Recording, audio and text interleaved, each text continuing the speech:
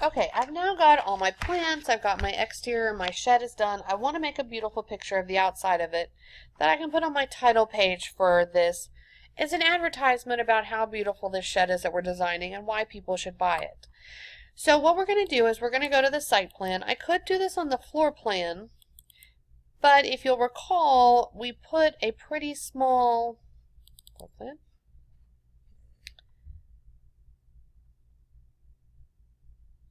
We put a pretty small viewing window on here, so it would be harder to do this. So I'm going to go to the site plan, which doesn't have that problem.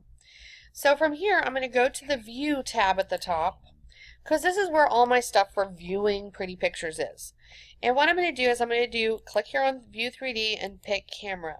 Now I want to get a pretty wide view overview of what this looks like, so I'm going to move pretty far away and think about this as an old-fashioned camera where they set up the tripod and then take the picture. First you click where you're going to set up the tripod. I'm going to set it up right there. Then when I reach out with this, this gives me a cone shape. These three represent a cone of what I'm going to get.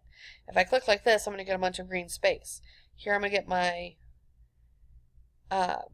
my utility shed. Also, how far out I go is going to show how much you're going to get. If I click here, it's going to stop before I get to the shed. If I go this far, it's going to go to the back of the shed, and here it's going to go all the way to the edge. So I'm going to click like that. And it brings in my picture.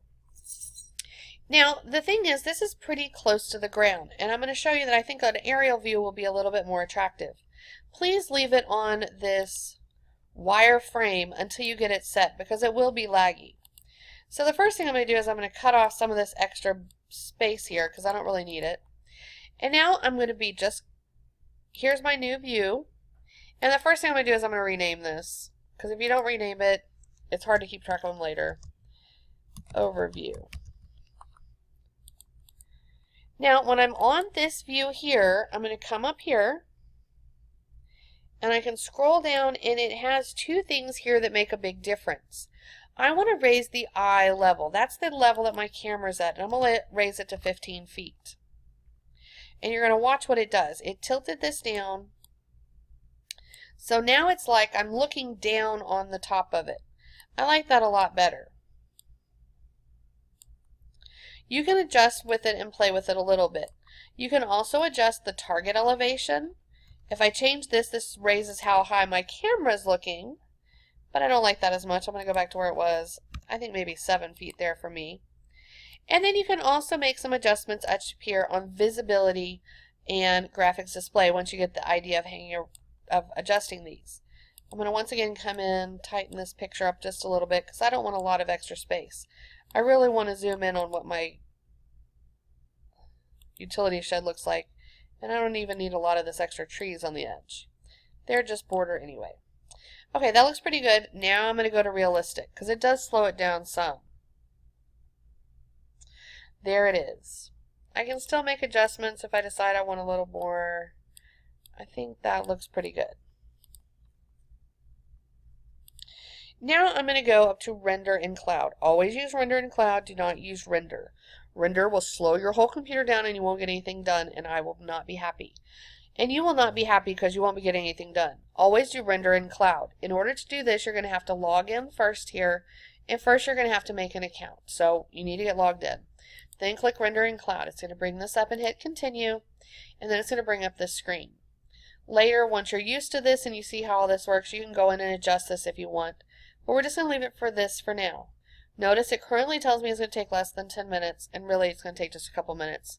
If you have a really big item and it's a really busy time of day, it will take longer. This part only takes about a minute to do. Maybe less. Wait for it, here it comes. And it may pop up a couple of these. Just click OK. And now it says continue in background. Click continue in background. I'm going to pause a second until this pops up and show you what happened. Okay, it finally quit swirling right here, and if I click on it, it says View Completed Renderings. And when I do, it's going to automatically load this. The first time you'll have to make an account and log in, but once you're logged in, your renderings will pop up right here.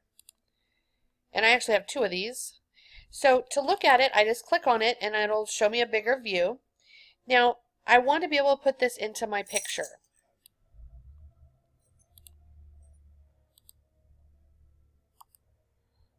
So what I'm going to do is I right click, download image, and it's going to put it down here.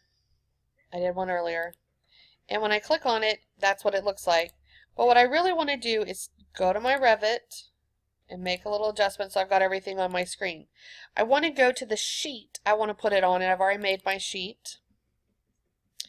And then I want to get this up here where I can take this and grab it and drop it over here. When I click here, it's going to drop it there. Now I'm going to right click off of it. Now once it's here, I can go in and change the size of it. Notice, however, it's the exact same size as far as where the edges were that I had on my 3D picture earlier. The size of this is the size that this came out. So it's very important that you get that to begin with. But you can adjust the size of it once you're here.